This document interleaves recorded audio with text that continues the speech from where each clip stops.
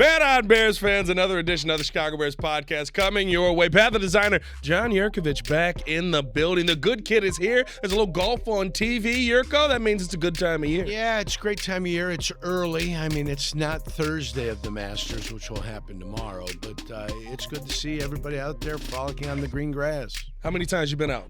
You were out once last time we had talked. Is it the same thing? I have played 6 rounds of golf.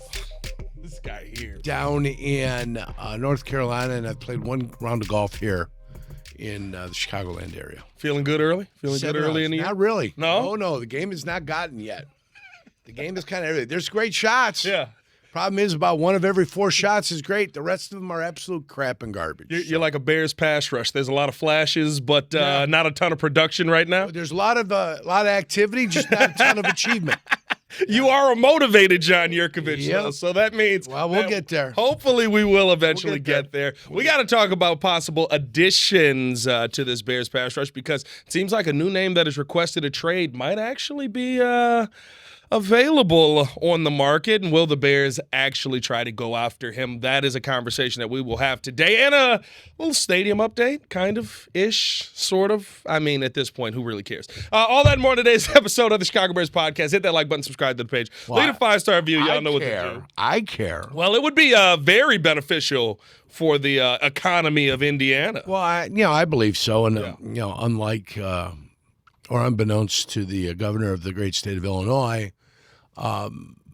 they've been very forthright in Northwest Indiana as far as the politicians. They're telling us exactly what would happen and what wouldn't happen if the Bears ended up coming to Northwest Indiana.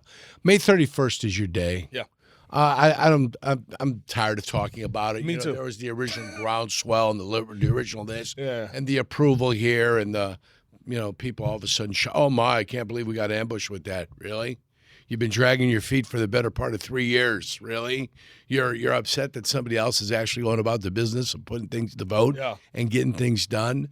Well, and showing that you could do it without taking 4 years. So here's the silliness. May 31st, they'll find out. Yeah. The Bears probably are unwilling to wait past that time to find out if good things will be happening or good things won't be happening. Yeah. So May 31st comes and goes, and there's no agreement made here in the state of Illinois. I have the feeling the Bears have been pushed into a situation where they have to go to Indiana if they want to get a stadium up and running. Yeah, it seems like that is kind of the where we're heading with all of this. Based on what we've seen, Jurko, I don't think that there's going to be this magical resolution on May 30th that is going to get done. Maybe it does. We'll find out. Right? The second that Indiana was mentioned as a serious option for the Bears, all of a sudden Illinois was able to move and shake and get some things done. All of a sudden, yeah. Yeah, I mean, And again, just May 31st, that's all. Yeah. If we ever never talk about the skin until that day, that's fine with me. I've got no problem. But that's when the Bears get pressed into a decision on what they have to do. Not, that the state of Illinois would care one way or the other. They might say, hey, we don't have it. We don't have the votes. The 28 Chicago area legislators want you guys to stay on the lake. They won't approve anything anywhere else. They won't give you tax relief. They won't give you this. They won't give you okay, fine. Then we have to go someplace else, and we will. Yeah, and we'll see what ends up happening there. May 31st, the date. Keep an eye out on that. I do want to talk about something on the field, though. We got a little report that Dexter Lawrence could possibly want out of the New York Giants. Requested a trade a couple days ago. Now, realistically, Jurko, I mean, we've seen how this has worked around the league, right? I'm unhappy with where my contract is at. I'm going to request a trade. Yeah. We're going to go back and forth on this. You're going to take calls on me. Eventually, you probably just pay Dexter Lawrence and he stays a New York Giant. But first of all, if I'm the New York Giants, why do I have to pay Dexter Lawrence? That was the point there. And I got 2 years left on a deal. He got a signing bonus. He's gotten it restructured once already. Yep. He's got money. Their cap number is much higher. The Bears' cap number would be $20 million and $19.5 million. Yep. Their cap number over there is going to be a lot higher with him. So if they want to extend his contract, they've got to go about the business of extending it with him. But why would the Giants do it? You had 2 years left. And I'll be honest with you, and maybe I'm looking at this the wrong way, Jurko, but you want to be one of those guys that is, he says, not resetting the market, but pretty close. But then I look at the guys ahead of him. I would take Chris Jones over Dexter Lawrence. I would take Milton Williams over Dexter Lawrence. Jordan Davis, 26 years old. I'd take him over Dexter Lawrence. He's making 26. Zach Allen making 25. Give me Zach Allen. Metabike. Give me Metabike. When you get to kind of McNeil, Quinnen Williams, maybe you kind of see him in that range. That's $24 million. If I'm going to give you a raise, it's going to be in that range. You're not resetting the market. I'm not taking Chris Jones at this point of his career for the final 2 years of a Chris Jones. I think he's given everything to the Kansas City Chiefs that he possibly can. Yeah. And, what he has left would probably best be suited to whatever Kansas City's going to provide for him. But if I'm the New York Giants, you're not getting a contract extension. I'm going to let you play out year 28 going into 29, year 29 into 30 year. And then odds are, if things aren't rolling well for me and somebody needs a defensive tackle around the league, I try to trade you at the point where somebody really wants you before the trade deadline going into your final campaign with the New York Giants. Yeah. That's what I would look to do. I wouldn't look to trade for him unless somebody was willing to give me a haul. I don't think anybody's going to give you a haul. No. That's just where it's at. I would think one pick. I quickly just I would dismiss that with everything that I have. Yeah. Because they're not going to trade him without, getting some first-round type love in there. And I don't know if anybody's willing to give any first-type love in there for him. And they're certainly not going to bring him on board. And they're certainly not going to extend his contract and make him one of the highest 2-3 paid defensive linemen in the league. So, to me, that Dexter Lawrence thing is, hey, I want to be traded.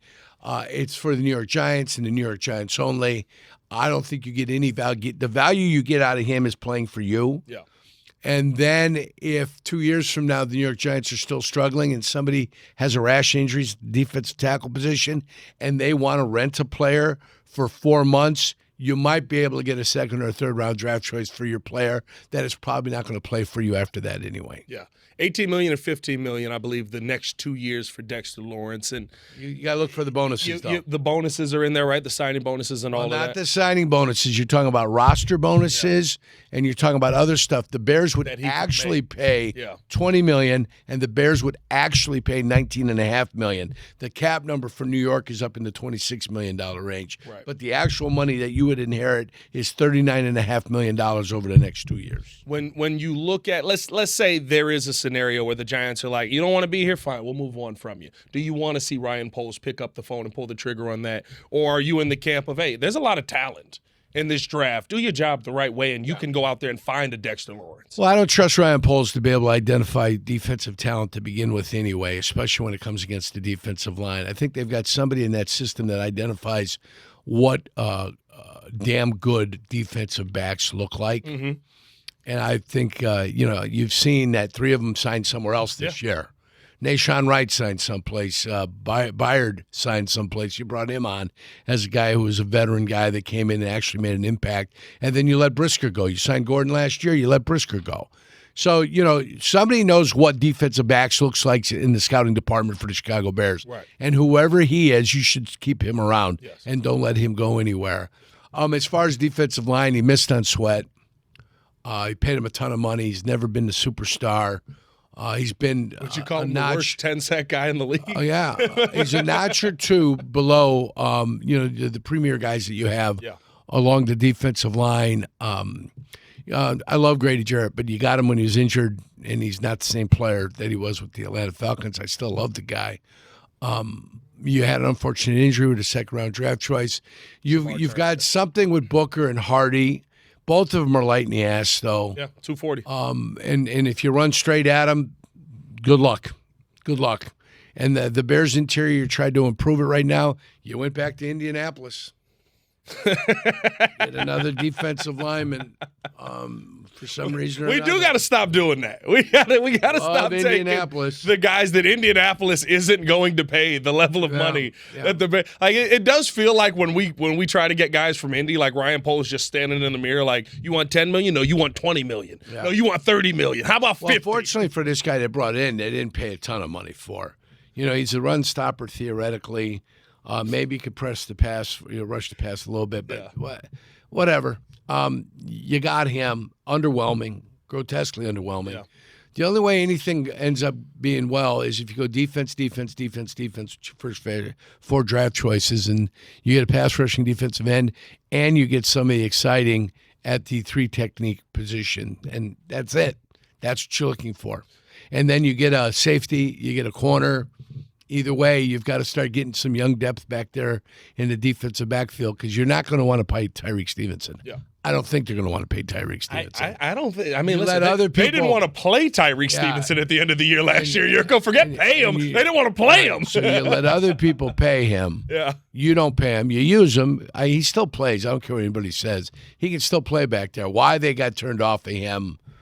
It may have been that he was back to celebrating with the crowd again. I was going to say he promised he did it again. But he did do it again. So they may have said, okay, well, this guy, no matter what you tell him and no matter what he says, he goes back to being who he is, and he wants to go ahead and engage, and that's who he is. Yeah.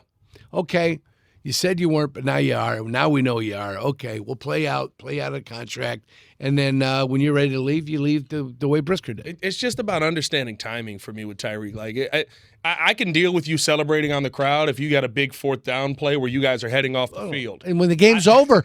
Yeah, you know what I mean? When the game's over. I don't want you celebrating. Was it the Rams game, I think it was? Yeah. Or was it maybe it was the Packer game? Something. Where he's celebrating with the crowd. It's 3rd down. Yeah.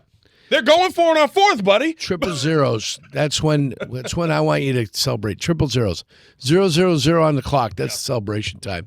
So, I mean, but that's where you're at defensively. I think you need 4. Your first 4 drafts this year need to be at the defensive side of the football. So we'll see how they do it. When you said you don't trust Ryan Poles to fix this thing on the defensive line. I don't think he has any skill whatsoever in identifying what a good defensive lineman looks like.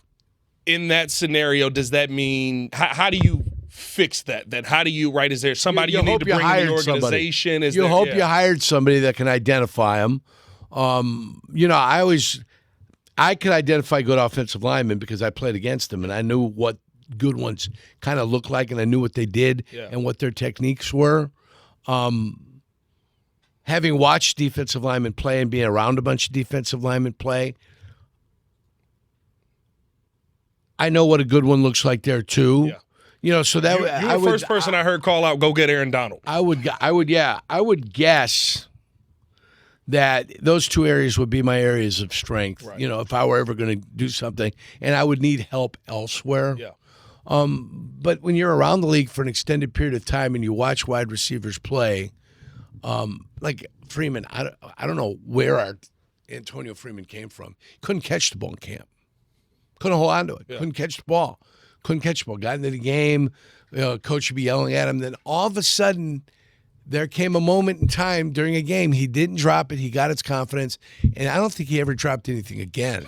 So, it just clicked for him. That happens. Yeah. It happens. And fortunately for him, it did. And then he continued to play and became one of Brett Favre's favorite targets. Yeah, I seen Duper. I seen Clayton, both small, both different body styles, both very successful wide receivers in the league. So why? 2 different guys look totally different, but why is it that they were very successful in the league? Right. Tony Martin was another kid that was with us, went to Atlanta, and really caught some balls with the Atlanta Falcons. Right. But if you put Tony Martin and Terrence Mathis together and say, well, they're 2 different kind of guys. What makes each one successful? And that's the challenge for Ryan Poles and that staff to find guys that might not, look like, hey, they might be studs, but they are studs. And what makes them studs and find what that reason is and get those kinds of players in here. That's all you can do. Let's put the good kid on the staff real quick. Don't clip that.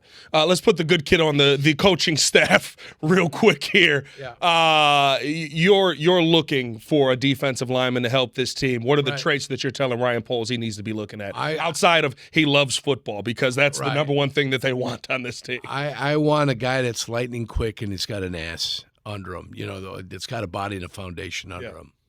So lightning quick guy who's got an ass under him.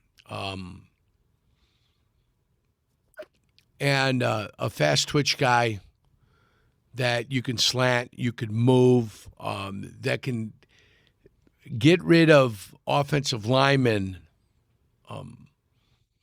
with kick quickness and guile, but also has the ability to pop a guy straight in the jaw and make things happen. He's got to have a combination of those two things. Just can't be one, and it just can't be the other. It's got to be a combination of the two things. You got to have a guy that knows. He's got to have a feel for football.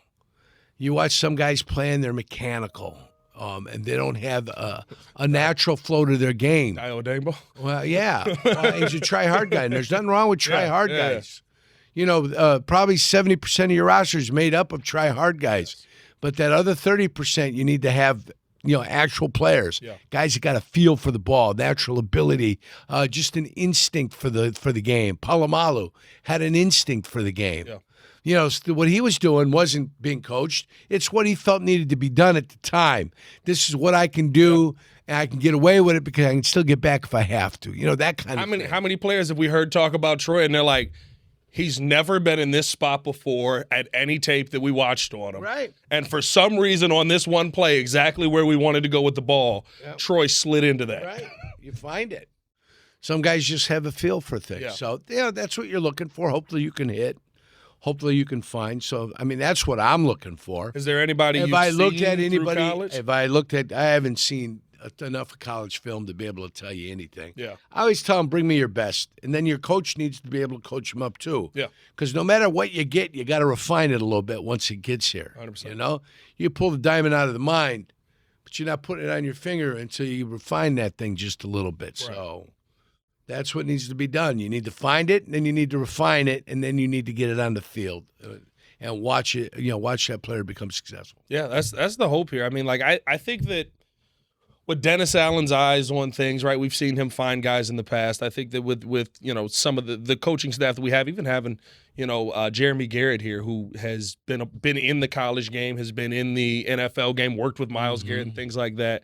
I think the different eyes in the building is definitely going to be a benefit to Ryan Poles, because the one thing that we've seen is I love that DA doesn't care about if you're a good guy or a bad guy. He wants you to go out there and play good football. I think we saw that with C.J. Gardner-Johnson last year. The reputation that he had, I don't care. Can he play the position? I've seen him play the position. He was caught. He was cut, and he was appreciative to be here. Yes. Different attitude, different player.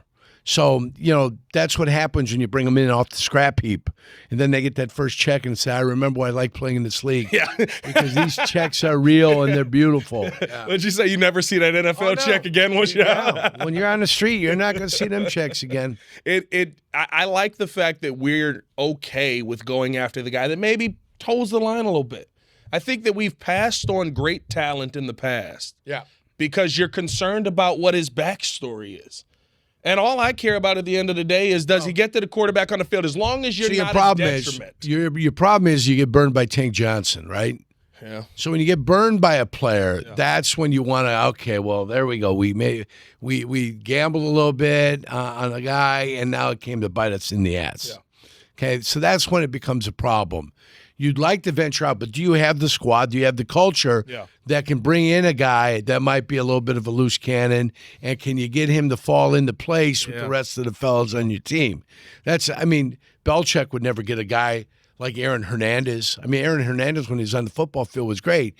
The problem is after got off the field, then he was up to his own. He was wilding, his own thing. Yeah. And you would never expect somebody that's got everything in front of them to go ahead and just ice somebody and go about the business. And go back to practice. And like nothing happened. Yeah. Go back to practice. Yeah, it is, I think the one thing that I love about kind of this staff is I don't think we're having those conversations anymore. Jurko, I love that Darnell Wright is here. I truly do. I think that he's going to be a really good player for you. But when we were having the conversation of, well, you don't have the infrastructure to take Jalen Carter. Well, it's time to fire the infrastructure. If you don't have the infrastructure to take the most talented player in this draft, it's time to fire it. It's time to move on from the guys that are in place. First of all, you passed on him twice. Yeah. And, would the Bears be in the same situation they are with Jalen Carter in the middle and nothing else around him? Maybe. Can't say no.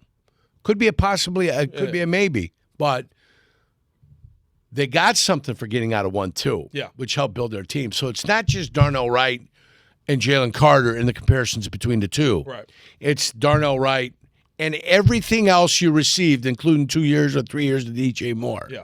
So it's an unfair scenario to put everything just on Darnell Wright. It's Darnell Wright. It's your quarterback. It's this. It's that. It's that. Now it's going to be whatever you got for DJ Moore, too. Yeah. That's going to be the comparison. Was Jalen Carter enough, or is it this whole package of stuff that we've received because of that trade?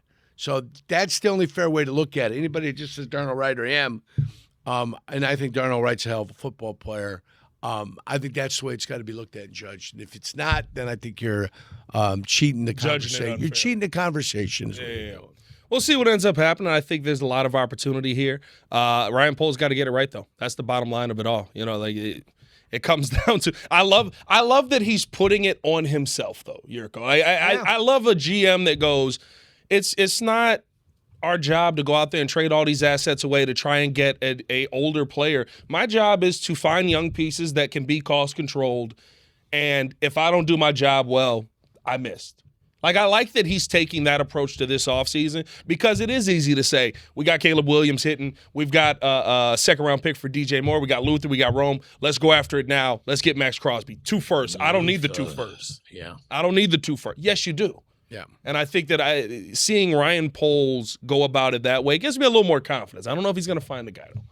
And we don't know what Shamar Turner is yet. That's the big question. Listen, we can have a lack of confidence in him, or we can have a ton of confidence in him, and none of it matters. It's got to be Ryan Poles and his crew, his staff, his scouting people making that decision come draft day. So we'll see. If the flip is that because, will we take 3rd round Ruben Hippolyte? I think it was 3rd round.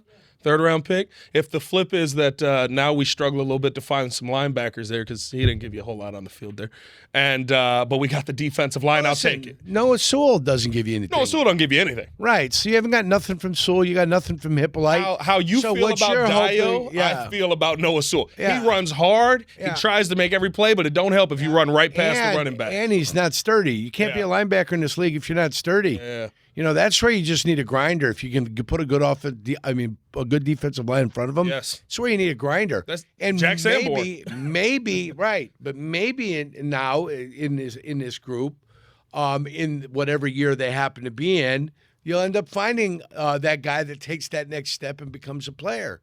Otherwise, you're going to be shuffling them in, trying to find some linebacker that can come in and be a good player.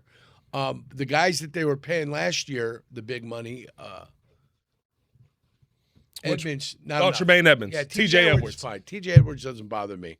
Do you feel like it was injury that kind of led to some of the struggles he had last season? Sure. When he, yeah. It didn't look great when he got in there. I'm going to give you the story Blair Bush told me. Okay. He goes, everybody in this league is talented. Yep. You're here for a reason. You're here because you've got talent. Playing in this league with an injury or when you're hurt, you still got to be able to do it. He goes, that's the challenge of the NFL. Playing while not 100% and still trying to play at a high level. Yeah. That's the challenge in the NFL because they can't put everybody on injured reserve and they can't just go replacing people. You've got to be able to play when you're not 100%. And T.J. Edwards, not 100%, struggled a little bit last year. Hopefully he can be healthy all year. Hopefully he can be the guy that's out there for you on first downs and second and 4 less, that kind of stuff. Yeah. Because come past time, he's going to be off the football field. You're going to want a more skilled, a quicker, a faster linebacker on the field, on second and long and third longs. And that's just the way it is. Whoever it is. Yeah, I don't care who it is. You're just going to want somebody that can cover receivers, got more speed than he does, and maybe a little bit better at getting depth and getting in and recognizing stuff, whether it's the tight end or the running back or whatever. That's what you're going to be looking for. Yeah, let's hope that the Bears are able to find this. Before we get up out of here, I want to give you one last thing. We're going to start something we do every week. I'm making a pivot here, Eli. I know we were gonna drop this, but it's easier if we just drop one position a week here. We also want to tell you guys, make sure that you stay tapped in with everything going on to the Advantage Dealer Group, sponsor of today's podcast. Find your next Chevy, Toyota, or Acura. Drive off in under 60 minutes, so they'll make your first car payment. Also brought to you by the Hard Rock Casino in Northern Indiana, Las Vegas style game, in just 30 minutes from Soldier Field, maybe a little closer soon here, Jurko. Right off I-80 94. Good kid. You've seen a lot of Bears football in your time here growing up in Illinois. I want to ask you your best and worst at one position group a week here that you have seen in your lifetime. Best or worst position? Well, not position group. I'm going to give you the position. You tell me the best player you've ever seen play that position for the Bears. Okay. You tell me the worst player you've ever seen play that position for the Bears. All right, not a problem. Well, we start off the obvious one, quarterback. We'll start quarterback. Let's do quarterback. Best and worst. Best quarterback that I've ever seen play the position for the Chicago Bears. And I can harken back to Bob Avellini as my first guy that I can remember. Bob Avellini, Mike Phipps, and Vince Evans. So that's that first group. Yeah. This is the last group that I've seen, and there's been a slew of quarterbacks. Oh, there's a lot to choose from here, good kid. A slew of quarterbacks. The worst one's Cade McNown. Cade McNown was the worst quarterback, 12th pick overall, and just had zero commitment to the position. Yeah. Didn't give a rat's ass about anything. Wasn't prepared to play against Frisco when he got a chance to play. Yeah. And the worst one for how much you've invested in him and what he actually provided for you, Cade McNown is easily the worst quarterback ever in the history of Bears football. Am I mistaken on this? I believe there is a game where Cade McNown did not cross the 50-yard line. That's the Frisco game. That's the Frisco game. Did not cross the 50-yard line. It's the same game. I just remember my dad losing it. Yeah. Just like he never crossed he didn't trip over it. And the best quarterback that I've seen, and I told you where I go, mid-75 going all the way back to 2026 right now. So you're looking at 41 years of football. The best quarterback that I saw is Jay Cutler. Okay. Jay Cutler. Yeah. Caleb Williams too early in his career for me to be able to judge. He's on that trajectory. But Jay Cutler, the most skilled, and then right behind him would be Jim McMahon. Jimmy Mack? It would be Jimmy McMahon. Yeah. I think Jimmy Mack got more done in the limited amount of time he was here. Yeah. But he was such a pain in the ass to the Chicago Bears and everybody that they kind of said, we can move on from you because you're just such a pain in the ass. But as far as skill went, Jay Cutler had some skill. He did. He was pretty damn good. He did. You know, I could go down with other guys that I thought were good. You know, but once you go past those two, you're just going, you got a group of then 5, 6 quarterbacks. You know. Yeah. When Rex was on, Rex was phenomenal. Yeah. When he was off, you could put him in that Cade McNown conversation. Right. You know what I mean? I don't know what we traded for Rick Meyer. Rick Meyer didn't have success here. Yeah. He had a limited amount of success in Seattle. You know, but people might go because, and I forget if we gave up first-round pick for him or not, but some might choose Rick. But Rick was my brother's quarterback.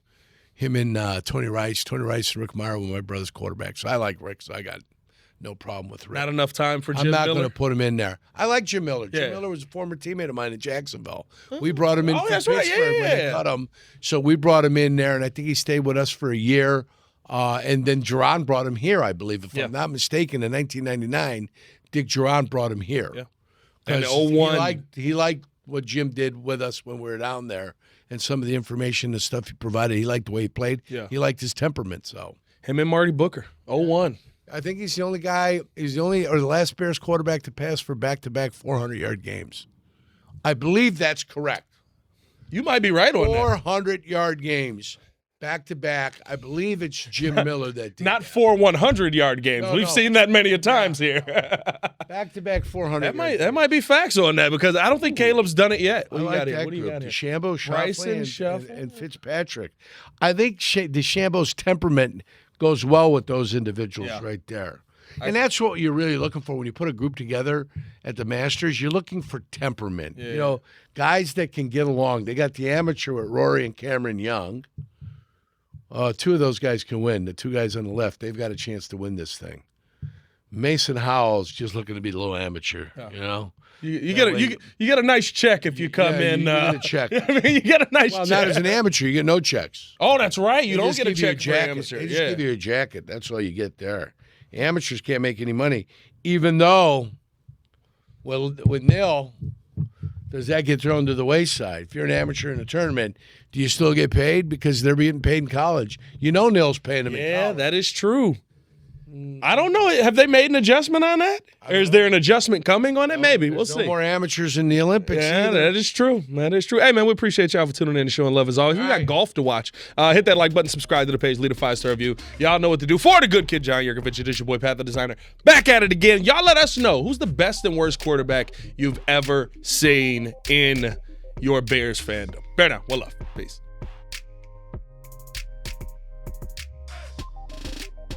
There's a difference between driving and arriving. At Advantage Acura of Naperville, performance meets precision in every vehicle, all delivered with a seamless, transparent experience. Visit Advantage Acura of Naperville or start online at AdvantageAcura.com. Precision crafted performance.